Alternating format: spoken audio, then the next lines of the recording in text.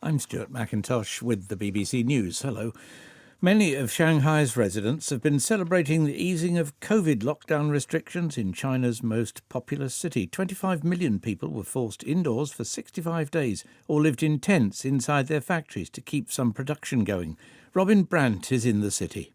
People are going to be able to walk around freely in and out of where they live, go to shops that are going to be opening but not to full capacity. There'll be a basic service on public transport. The buses and the metro cars will be allowed to drive around. It is a significant easing of the restrictions, but it is not a full lifting of the lockdown.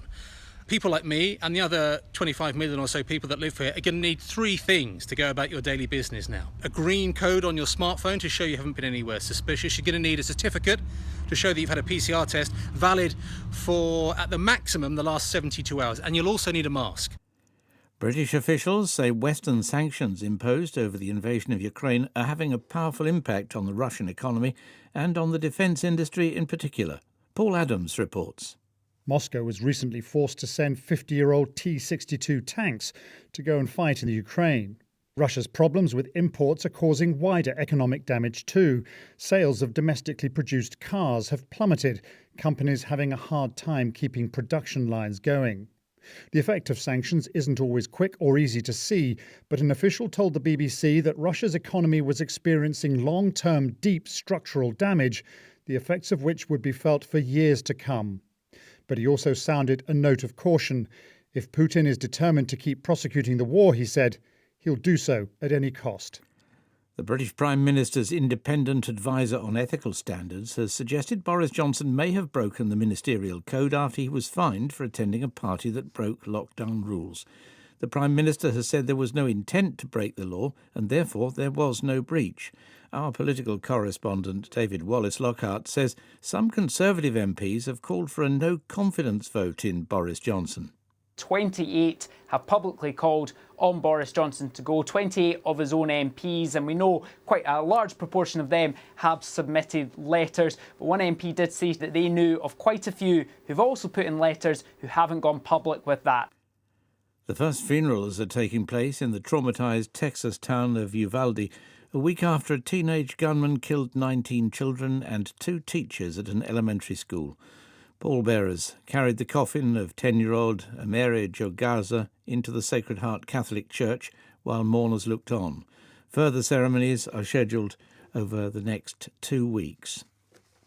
You're listening to the latest world news coming to you from the BBC. BTS, the wildly popular South Korean K-pop group, have used a visit to the White House to speak about the growth in anti-Asian hate crimes in the United States. The singer, Park Jae-min, best known as Jimin, said BTS were devastated by the recent surge of hate crime. 2 years after their closure, Spain has reopened the borders of its North African enclaves, Ceuta and Melilla, to Moroccan workers, following the resolution of a drawn-out diplomatic crisis. Richard Hamilton reports. Before the borders were closed, more than 4,000 Moroccans regularly made the crossing for work and trade in the enclaves. But a diplomatic spat erupted in May last year when Madrid allowed Brahim Ghali, the leader of the Western Saharan independence movement Polisario, to be treated for coronavirus in a Spanish hospital. Moroccan border guards then looked the other way as around 10,000 migrants surged into Ceuta, widely seen as a tit-for-tat move by Rabat.